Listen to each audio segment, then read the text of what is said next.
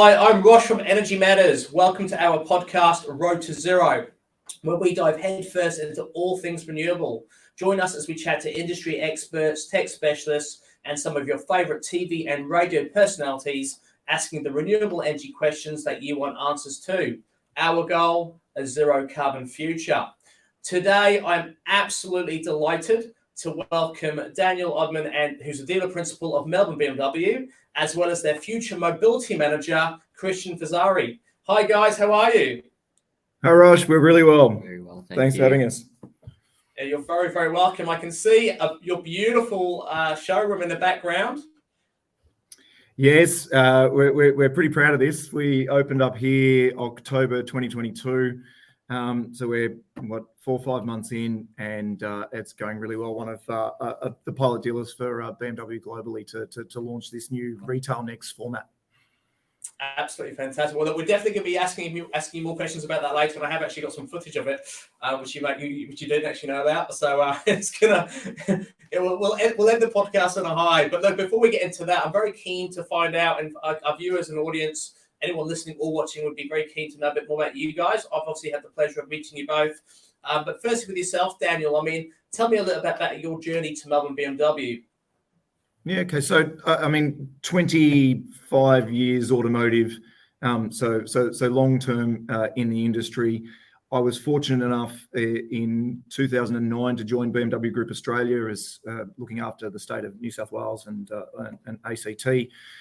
And for the last 6 years of my time with them, I was the sales director nationally. So that was from 2015 and finished up at the end of 2020. Wanted to move back into the retail side, and there was a wonderful opportunity here at Melbourne BMW. I knew the business well, know the brand well, really excited by the PMA. And as we talked about, we knew we were going to be opening up a brand new site here at Kingsway. So wanted to make that shift back from the wholesale side into the retail side. And with the family settled here in Melbourne with schools and life, it was a bit of a no-brainer decision. Yeah. Where were you living prior to this? Were you another state? Or? Yeah, so we're born and bred in Sydney. I'd had so schooling all up in Sydney. Had a year's Rotary exchange with over in Germany. So my roots with German-based organisations and the like in life is there. So I'd spent 12 months in a town called Bochum before going to uni, and then sort of automotive retail for the first 11 years with the family up in Sydney. Opportunity after being in that first 4 years looking after the state, back before being a home office environment was cool and trendy. No one used to do that. And so we had that for the first 4 years, 2009 through sort of 13, then moved, dragged the family down here. And, as I said, we settled and absolutely love it. So, it was really a decision to make. Fantastic, mate. That's awesome. And Christian, future mobility manager. That is a wicked title, man. So tell us a bit about your journey. Yeah. Did you make that title yourself, or?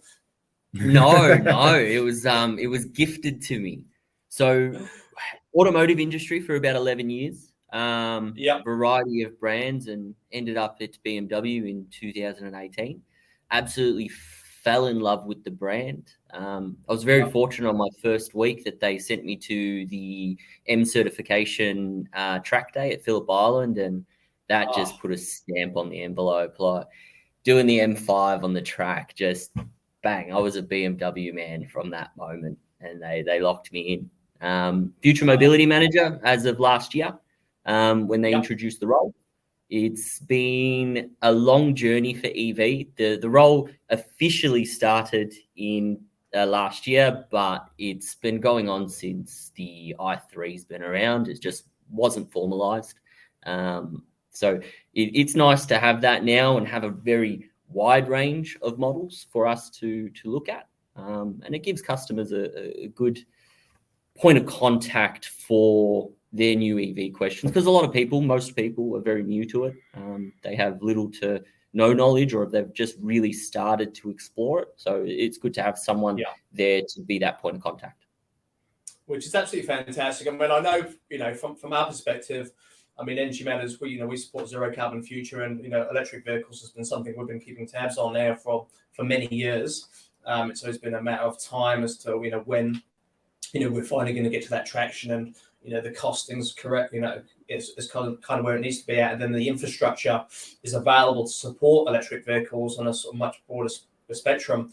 So I kind of feel we're getting closer to that. But I guess one thing our audience wouldn't be aware of is how many electric vehicles there actually are available. And it certainly surprised me when I started delving into you guys and finding out more about BMW as to how many cars you're actually developing that are electric, and bikes, as the case might be. So we'll talk about those things in a bit more detail soon. But it really is fascinating. Now, before we get into the actual vehicles themselves, I mean, tell us a little bit about your showroom, because it is absolutely breathtaking. And I had the pleasure of being there, and as our audience knows, I road tested the i4 as well a couple of weeks ago, and we featured it on a TV show, which we'll talk about soon as well. But really, your showroom's stunning. So how did that come about? I mean, from a BMW perspective, you are a dealer. To have such a beautiful showroom that's not corporate, how does that work? Yeah, so BMW's really had this white glass box philosophy for the better part of 2 or 3 decades. So, real cookie cutter approach, same tiles, same layout of the way that everything's displayed. So you've had that uniformity globally. And to the start of 2021, they were really looking at what are some of the ways that the brand can represent itself at a dealer level and a retail level, into the future. And they wanted something that I guess was a little bit more customer centric, a new retail format that was just going to be, it looked premium, it looked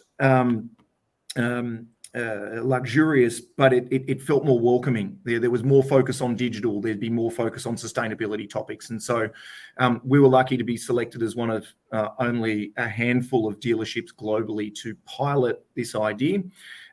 It was a lot less rigid, a lot more kind of, just welcoming and inviting. And so that's where it came about. We worked really closely with both BMW Australia and the key colleagues over in Munich on, I guess, their design philosophy and the look and the feel and the template. And I guess we sort of, with our local architects here, took it to a little bit of a different level. We needed to consolidate our operations onto one site. We were working out of South Bank and at Kingsway, and just with some and one of the challenges of any sort of redevelopment, it's not a greenfield site. We're having to deal within the confines of an existing building and an office space and whatever else. So it did limit a little bit some of the things we'd love to have done, but we certainly put a lot of focus into all of the customer topics and as many of the sustainability topics that we possibly could. So it's been a really cool project, and we certainly invite everyone to come down. We've got a wonderful cafe, great coffee, and as I said, it's a really warm, sort of inviting experience, a very different, I guess, environment to what a traditional automotive retail looks like.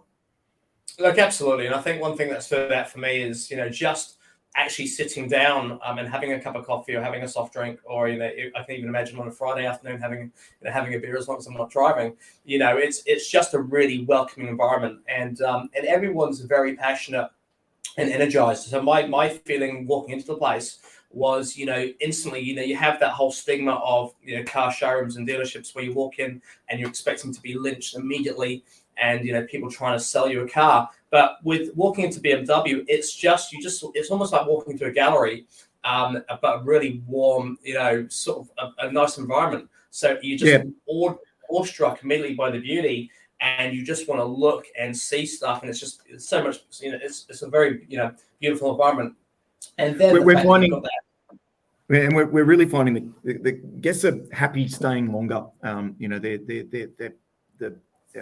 Even with the team members, we had a partnership with Samsung. We've got a big 217-inch sort of media wall Samsung Pro display here. And on the Sunday night of the Australian Open tennis final, I think I had 10 or 15 of the team members here watching it on that big screen. So people like staying here. It feels welcoming. It's really relaxing. It's changed, obviously, the way that we interact. The green walls, the lighting elements. It does. It has that real sort of nice warmth to it. Absolutely. And then really anyone as a customer, if they're bringing their car in for servicing, I mean, a lot of the time you just want to drop your car off and leave. But to be fair, I mean, in that environment, I could just see myself, opening up my laptop and just getting on with some work whilst I'm waiting for my vehicle. The busiest part of the showroom is that big tech bench that we've got. So there's always at least a couple of people just sitting there working away. Which is brilliant. I love it. So tell me a bit more about your ownerships at Autosports Group. That's the I suppose the overarching owner of Melbourne BMW. Tell me about how that works.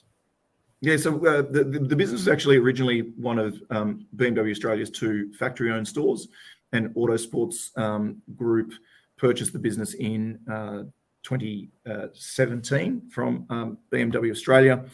Autosports is the largest retailer of prestige and luxury vehicles in the country. We've got over 55 sites, retail operations across Australia and New Zealand, representing 19 plus brands. So real depth, largely on the eastern seaboard, so through southeast Queensland, Sydney and Melbourne.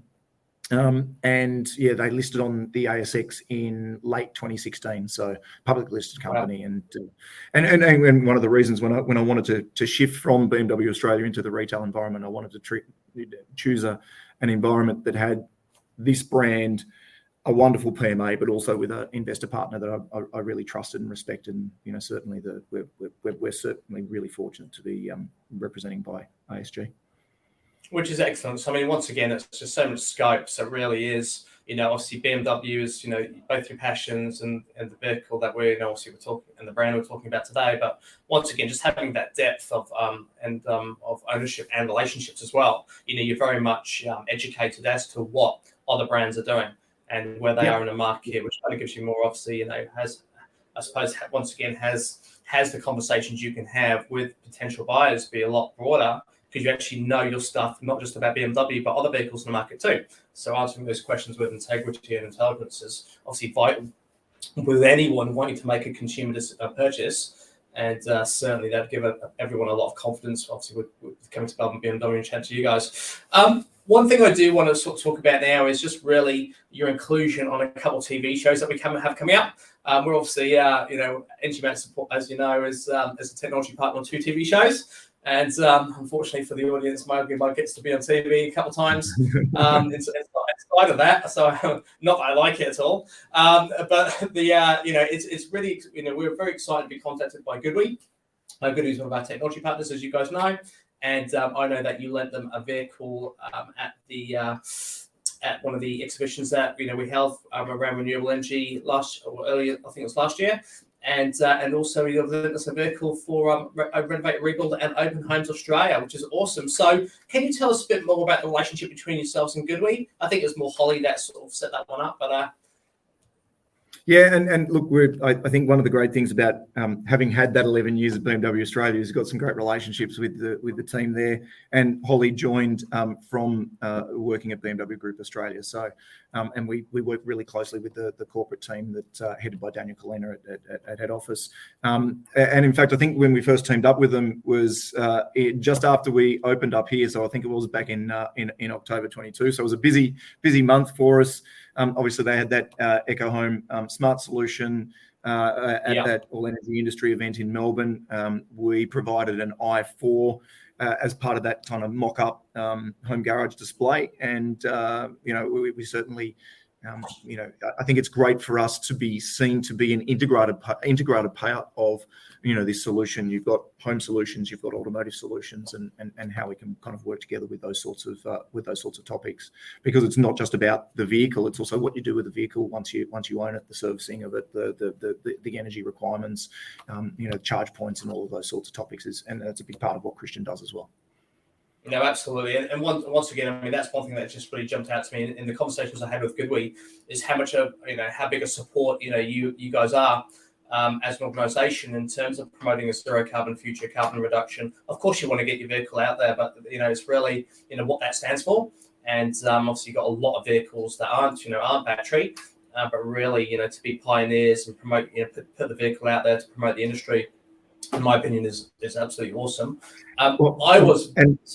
On that, I mean, it's interesting. You talk about BMW and this dealership we've really set up as a bit of a celebration of the brand. As you walk around, there's so many more historical images of the vehicles. You know, the wonderful portfolio we've had over 100 years. You know, the look and the images around the Munich and the 4-cylinder building, the plant.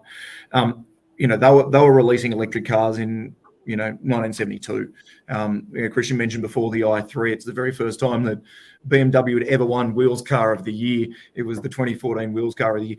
I'd been in the sales director role for literally 2 weeks when I had to go up and accept the award. It was the first time BMW's ever received it. It was for an i3, and it was such a tremendous car. So we've got that history of it. We probably don't celebrate it and acknowledge it and promote it enough to say that this really is a brand that's invested in it over a long period of time and has had the best credentials when it comes to sustainability, both of production and product of any of the automotive brands. So it's something we're super proud of. No, and so you should be. I was lucky enough, as we mentioned, to drive your i4, and you're very gracious to let me take it for a spin and sort of really do a review. What I am going to do very quickly before we talk about the i4 is just play a very quick clip. It's not a very long one. It's just a very quick snapshot of the review, the video review that we did in the car. So I'm just going to play this. I've been living on a good life, living like it won't stop, giving you the best of me, but now I'm feeling like it's all gone. Baby, where'd it go wrong? I thought we were meant to be. Now I've been living on a good life, living like it won't stop, giving you the best of me, but now I'm feeling like it's all gone. Baby, where'd it go wrong? I thought we were meant to be now. So that's just a sneak preview, people. For anyone who hasn't watched that video review yet, you can watch me driving it. It's an awesome car. It's a beautiful car. I had a fantastic time to actually watch the review. And if you are actually watching this podcast, the link is just below on our website where you can actually read the full write-up and see the video. But can you tell me, obviously, although we've got all that content on our website, just in summary, why would someone want the i4? Tell me a bit about the i4. Look, the i4 is just a really well put together sedan that is electric. It's got everything that you would want from a ICE vehicle with the electric components. My opinion here, it drives better than the petrol versions. Its distribution of weight just really centers it to the ground. I know you drove the 40. The 50 version in that is phenomenal. I can imagine. I compare it a lot to the M3 and the M4 purely based on its driving feel, and it is just point and go. It sits really low to the ground. It doesn't sway, and you get all that in the 40, but just a lot faster. So the 40 is great for someone who just wants a normal vehicle that's quick and it's going to do everything they want in their life, and the 50 is that performance version. So you've driven it. The 50's been such a success with its ordering and its demand. Unfortunately, its supply has been a little bit of a letdown on it. So the people who do have it have just raved about it. The people who are waiting for it are screaming. So it's like, give us the car so we can give to the people, and we'll have just all these really satisfied people, and I get to drive one more. So lucky. I mean, for me, the i4 was just a dream to drive. I mean, I like yourself, Christian. I mean, I was introduced to BMW in 98, and I worked on track day special events for BMW. So we just essentially had all the high rollers come to all the different racetracks around the UK and test drive the latest and greatest BMs, so all the M series, the Z series, and I remember the Z. I think it's a ZM of some. It was like almost like a bat vehicle. It was incredible.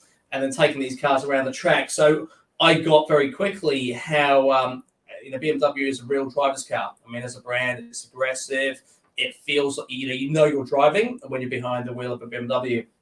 The i4 was a surprise in the sense that it didn't have that same feel of a typical BMW in terms of aggressive because it's electric, but it was just such a beautiful drive. I mean, it was just like, being behind that steering wheel, everything you wanted the car to do, it would do quickly. It was very responsive, very safe, very solid, and just like, literally electric. It was fast. So I can imagine the 50 would just be like a rocket because I know it's a lot quicker, not more powerful. But even just the 40, which I drove, was very, very satisfying as a vehicle.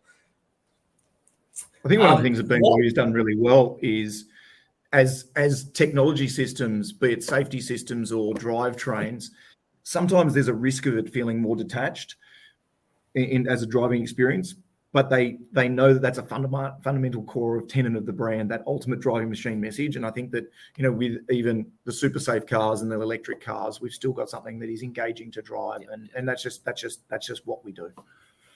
Absolutely, and that safety is very present when you're driving. I mean, with all the alarms and features going off to warn you about pedestrians crossing the road or vehicles alongside you. I mean, you just feel incredibly safe and protected when driving. And as we all know, accidents are generally caused by the 95% of people outside of the vehicle.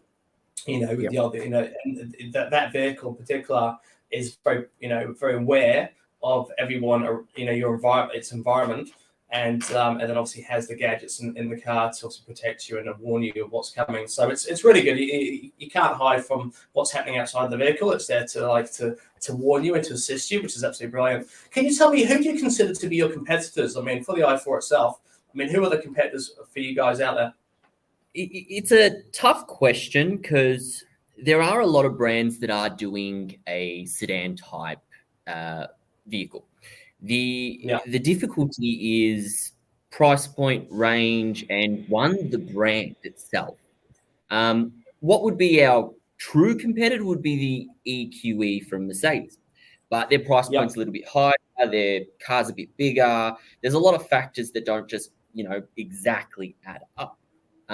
You've got the Hyundai, but then again, it's a Hyundai. The finishes, the quality aren't quite there. You've got the Tesla, which is probably the closest to what we would call a competitor. But once again, their finishes and their kind of overall car is not BMW quality. It's not Mercedes quality, but they're also at a cheaper price point. So in terms of direct competition, it's hard to say. Every vehicle has their own kind of price point. They have their own benefit, and they have their differences.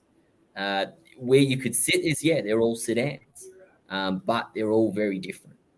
Is there a competitor? No, I think the i4 is in the sedan market the best you can get at the moment. Completely. And for me, it's almost I when I was driving it, and in terms of what I communicated as well as and through that test drive, was it really, if you're a BMW owner, fundamentally you have people that just buy BMWs. They've always bought BMWs. They love BMWs. They're BMW for life. And they just progressively, every 3 or 4 years, buy the next car, the next car, the next car. So really, for me, it's progressive. It's someone that's always owned a BMW and loves driving BMW and understands now, look, you know what? I have a responsibility. I need to reduce my carbon footprint. Things aren't moving in the way they should do from a climate change perspective. So you know what? I need to go electric. And they're the ones that actually then pick up the keys for an i4 and say, I'm going for my 3 Series, my 4 Series, my 5 Series BM, and now I want to progress and actually get an electric vehicle. So it certainly, for me, is that logical step. And anyone that wants to get into the electric vehicle market and actually wants to have, a European car, a really strong performing car with a great brand, and understand they're going to be well supported and looked after long term. That's certainly the progression that we'll be making. Obviously, once again, it's about meeting the price point, and it's not the cheapest vehicle in the world. At the same token, it's obviously well priced for what it is. So I think it's a great vehicle. What would you say? And you have touched on it, and I suppose this has been the experience of everybody who's wanting to buy a vehicle at the moment, is availability. I've never seen this scenario ever. Like, it's just, you want a car, fantastic. it'll take you 9 months to get it. I mean, what's going on? I mean, why are cars so hard to get hold of? So I was at BMW Australia when COVID first hit in sort of March 2020, and the decision was made to shut the factories down from, I think it was about the 20th of March till about mid-May that year. And the reality is that the demand never really dropped off, but they've never caught back those 2 months worth of production. And it seems weird to say that, but obviously the industry got hit with all the semiconductor shortages that was experienced across a whole heap of different industries, but ours used so many of those things in each of our vehicles. We then went into some of the wiring loom challenges that we had with, the conflicts raging over in Eastern Europe. So, those two things were probably the start of it, and it just hasn't really been able to be improved. And now we're seeing, there's lots of articles out in the press about 60,000, vehicles on vessels all around the country. And, so you've had the production issues pertaining to supply, and now you've got the freight and logistics ones. And some of those have been global. And then some of those are more specific to local challenges, because obviously Australia's a big island continent. We want to keep it safe. A lot of the things that we're getting are coming from Northern Hemisphere cold climates at this time of year. So some bugs and whatever else, escape blizzards in combine harvesters and whatever else, those get loaded onto vessels. And when they hit Australia in December, January, the quarantine officials are right onto it to say, guys, we've got to check, we've got to inspect these vessels. So quite often it happens when it's hot here and it's cold there. That's when we get that, and I guess they're struggling for staff, like lots of industries at the moment. They probably got holidays and summer holidays and whatever else. So there's just not as many people processing on wharves as you'd like, combined with the quarantine challenges. So there's so many different factors that have gone into it. But we think, certainly in looking at our pipeline, we'd imagine that by sort of middle Q2 to the back end of the year, it starts to normalise. It's probably as tight as it's been, and I think BMW did a really good job through most of that sort of COVID period of maintaining good levels of supply. But yeah, it's been far trickier than what we expected. Yeah, wow. I mean, a friend of mine, he's just gone out and bought a BYD, obviously a smaller budget, wanted to get, and it took him. He could see his car on the tracker at sea, just floating around for for a couple of weeks, or even back a few weeks before it actually managed to be in dock. And I think the time blew out. It was supposed to be collecting, I think it's the 20th of December, and he picked it up on Monday. So it's ridiculous. So is that literally what's happening? Because of the quarantine issues, you've got cars floating around, just gathering dust, waiting. Look, we are just fortunate at the moment that there's enough awareness of it, because there are so many. I mean, we're making those calls on a daily basis to say, look, I'm sorry, but we don't have an update. We'll let you know when we do. But it is you're right. You can track vessels, and so there's good degrees of transparency. So when we're saying it's delayed, we can track it down to it. It generally is. So if I wanted to buy a BMW today, sorry, Christian. No, it's fine. If I wanted to buy a BMW, there is news coverage.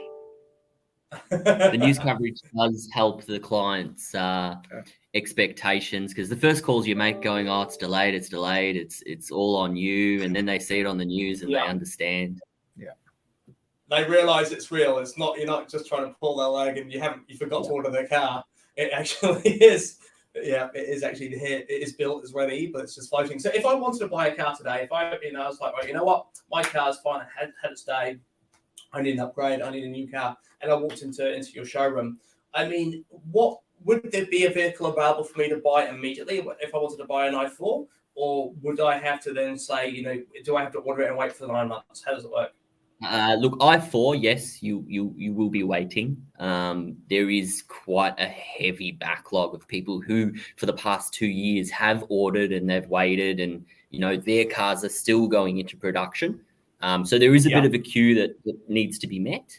But it depends on your flexibility of model. If you can go an SUV like an iX3, yes, we've got supply. We can definitely assist there. There's the iX40, which is a much bigger SUV. Those we are able to supply.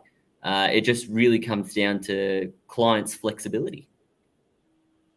And in a market where, the delay. In a market where 2/3 of the market, the passenger market in Australia is SUV, having that supply of an all-electric product is really beneficial. Yeah, no, fantastic. And what would you say? So right now, from a consumer's perspective, I mean, what percentage of consumers, when they walk through into your showroom, are kind of EV orientated versus just wanting a petrol car? I mean, what would you say right now? I mean, so I look, it's a fascinating question because in my role at BMW Australia, I was watching, I guess, the development in other markets and just how quickly this electric wave was progressing. And you'd look at the Nordic countries, you'd look at Southeast Asia and Malaysia, Thailand, you'd look at California and the States, and they were getting from 30 to 40 to 50% share of their total volume being XEV, electric, hybrid.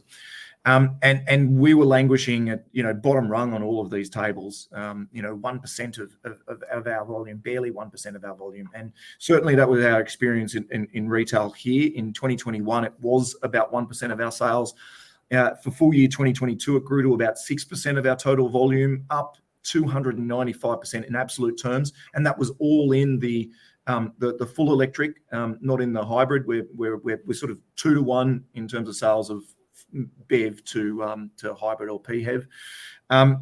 It's the same story for Mini. So Mini went from about 11% in 2021. So they've had a stronger kind of a faster journey with electric products to being over 20% last year and growth of about 50%. And you mentioned before the bikes. So we've got heritage bikes and we've got adventure bikes and we've got performance bikes and now we've got electric bikes. So our CEO4, and again, a bit like i4, it's one of the ones that's had phenomenal demand and not a lot of supply. But going back to your original question, what's the inquiry levels? I'd say it's probably growing to sort of 1 in 4, 1 in 5. So we don't necessarily have supply for 1 in 4, 1 in 5 at this stage, but across the broader industry, we're seeing, huge take up from the consumer side. And I think that's off the back of, again, some better levers being pulled from a state and federal level, but also just because the products are so much better. And there's a real sort of credibility and authenticity in those products. No, I guess, I mean, we'll get to the industry in a second, just more so from the federal and state level and what needs to be done, what could be done better. But just from a sort of geeky perspective, what is your, what's coming next for you guys, and what you're most excited about? What's the next arrival that has got you guys all excited and staring at your screens? Yeah, so the next one that we've got coming probably early to mid Q2 will be the iX1, which will be an all-electric version X1. Now, the X1 is our number one selling vehicle. It's our big volume car. So to have an electric version of that is already proving to be immensely successful. We're having a lot of pre-orders and ordering take in. So the car's already now sold up until December. And this is a model that hasn't even landed in the showrooms to show people. Yeah. Wow. They set it at an amazing price point. It's under the LCT threshold for a premium BMW electric vehicle. So they've nailed the price, they've nailed the specification of the car, and it's being shown in volume of sales. How much is the next one? So a petrol X1 you can pick up starting at about 65. The electric you'll pick up for just under 85. So 84,950, I think, top of my head. So you can pick them up pretty cheap. That's fantastic. Very, very good. And what is the coolest piece of tech? I mean, first before we get to that, what is your favorite vehicle in the BMW range? I mean, if you could have any one of them and you say, you know what, well done, Christian, you've done a really good job this year. Pick your vehicle. What would it be? Yeah, look, that's a tricky question because I do have the fortunate situation where I can just take the BMW that I want to take. So if I was going to buy one, it's probably the better question. I would be buying an i4 M50. That is just you have to drive it. It is just so much fun. It's electric. The torque on that car is just unreal. It's got everything you want it to. If I was buying one, it would be the i4 M50. Well, I'll probably go something that's not quite out yet. So you talked about what's exciting in the horizon for BMW in the back end of the year. We launch what's called an XM, which is our sort of flagship performance SUV. So, we talked before about Australia being a market where 2/3 of our sales are SUV, and about 25% of them are BMW M, the ultimate driving machine, BMW. And so to merge those two with what is an electric car in the XM, I'm lucky enough I haven't driven one, but I've been driven in one overseas on a racetrack, and that thing is next level. It has wonderful presence. It's agile. It's got the size of an X7, but in an electric car that's mobile and athletic. And I'm a sucker. So I'll be up for that at the end of the year. Mate, you've sold me. I want to drive one as well now.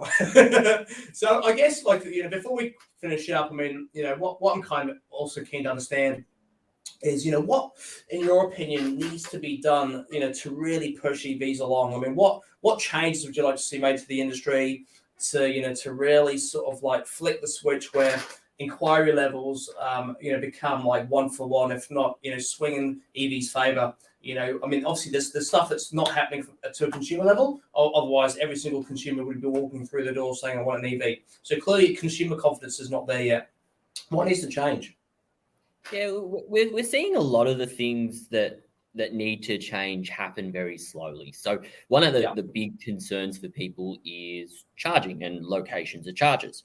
So we are now seeing lots of companies come out with solutions and, public charging stations. We're seeing BP and Shell finally start putting charging stations at their petrol stations. So the concern of, where am I going to charge is going to eventually become a lot easier for people. The next one is timing, how long it takes to charge. A lot of people don't want to be sitting around for 30 minutes while their car charges up. But this is something that as technology advances, those charging times are just going to get shorter and shorter and shorter. So a lot of things that need to be done are happening, whether it is, massively public knowledge or it's all happening in the back end, different stories, but they are happening. Yeah, and I guess from my perspective, it feels like in this country, all of the push towards it has happened either by industry, either the automotive brands themselves, organisations like yourselves, the charging, they've come in and really pushed it, or it's been consumer. And the element that's been missing has really been that regulatory topic. And I mean, it's still, there's some signs, some optimism, and some things that they've done recently around capital gains and whatever else that benefits. But for a country that has a luxury car tax, we don't have a luxury anything else tax. How we can be still taxing at those levels on products as important, technologically advanced, sustainable as electric just sort of defies logic. So, I think we've got more things, more boundaries to push there. I'm really pleased with what, clearly big change in consumer mindset. And you can see that from the inquiry levels. I think from a brand perspective, all of the automotive brands are bringing in lots of good products and they're getting better with every generation. And I guess we're starting to see some green shoots with government, but we'd like to see more. We think there's more they can be doing to encourage it. And every market where they've done it, you've seen the take up. So, we're keen to support.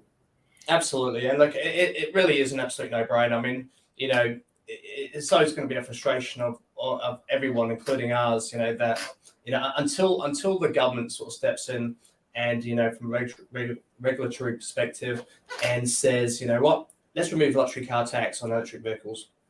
It's certainly going to be, in our opinion, a solution to reducing, a person's carbon, the carbon footprint. And of course, unfortunately, we all know that, behind the scenes, where money comes from to fund countries, to fund economies, is unfortunately inconsistent with the direction we need to head to reduce the planet's carbon footprint. So there has to be that point at which choices are made and decisions are made in the best and it doesn't need to be a big distorting rebate. But again, we're charging consumers in this country far too much for those sorts of important technologies, and that's a really easy no-brainer that's completely inconsistent with someone buying a really expensive boat or a really expensive something else. Let's not penalise those really good sustainable vehicles at the cutting edge of technology. Do you think, in your opinion, that EVs will have a big enough impact to reduce a person's carbon footprint? Definitely. And individuals, and it's not just the EV, it's everything that comes along with the EV. Most consumers purchasing an EV, it's not their first step into reducing their footprint. They've got the solar panels already. They've got the battery at the house. So yes, it is a massive step for the globe to reduce our carbon emissions, but is it going to save the planet? Not by itself, but it is the first step. Yeah, no, fantastic. And just a little bit more before we finish off, just on ASG themselves and as an organisation, I mean, what are you guys actually doing aside from selling these vehicles, which is brilliant, but to reduce your carbon footprint and promote sustainability?